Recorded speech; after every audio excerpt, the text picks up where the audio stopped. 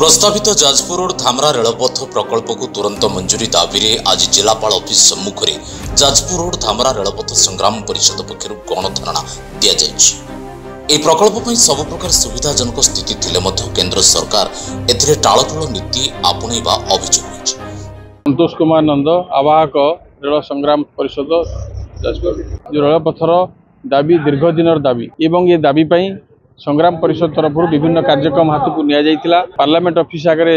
धारणा दबा ठारू ईस्ट कोस्ट ऑफिस आगे धारणा दबा पाखु आरंभ करी एवं डीपीआर प्रस्तुत पर्यंत सब कार्य कंप्लीट सरीथिला परे भी किंतु चलित बजेट रे केंद्र सरकार कौन अर्थ बराद न करिबा बा बजेट स्थानित न करिबा ताहा जाजपुरवासी को अत्यंत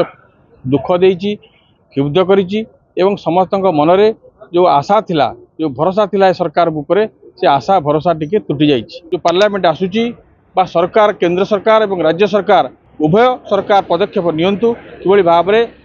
जाजपुर दाबी को सम्मान देवा सहित चलित बजेट रे अर्थ मंजूर करने आज ये गणधारणा आयोजन जाजपुरवासी जो 100 वर्षर दाबी को पूरण निमंते यथाशीघ्र अर्थ मंजूर करूँ। यह आज आम जिलापाल जरिया स्मारक पत्र पठाऊँ। तुरंत प्रकल्प को मंजूरी न मिले आगामी दिन में आंदोलन तीव्रतर कर चेतावनी दी जाए।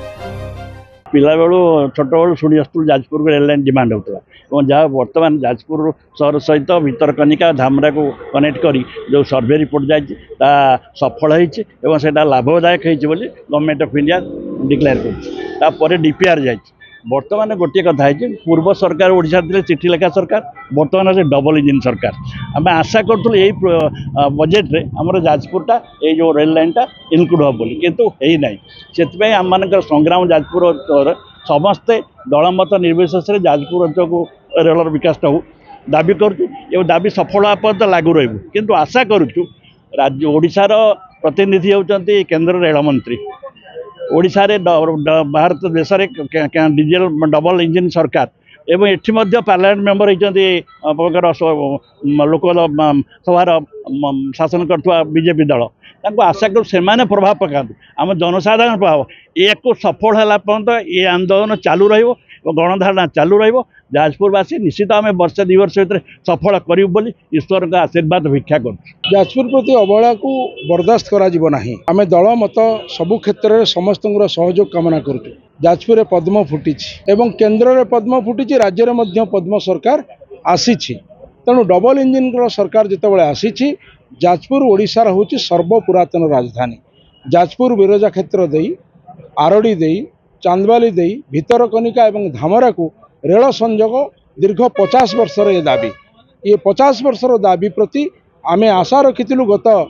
मनसून सेसन रे रेल मंत्री व्यय बराद करेंगे बोली 54 दिन हो गला डीपीआर गला परे मध्य टंकाटे सांक्शन है ना। आशा रखुचु आगामी शीतकालीन अधिवेशन पूर्व व्यय बराद करेंगे एवं 3 जिलावासी जो दीर्घ 50 वर्ष दाबी को पूरण करेंगे नचेत आमे निरंतर भाव में धारणा गणधारणा विक्षोभ जनजागरण दरकार पड़े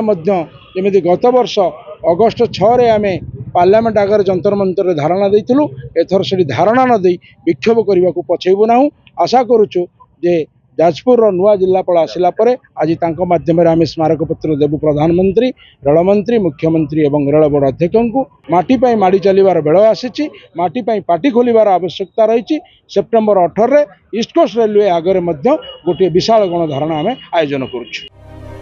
जाजपुर सुनेलिका साहू रिपोर्ट जाजपुर न्यूज।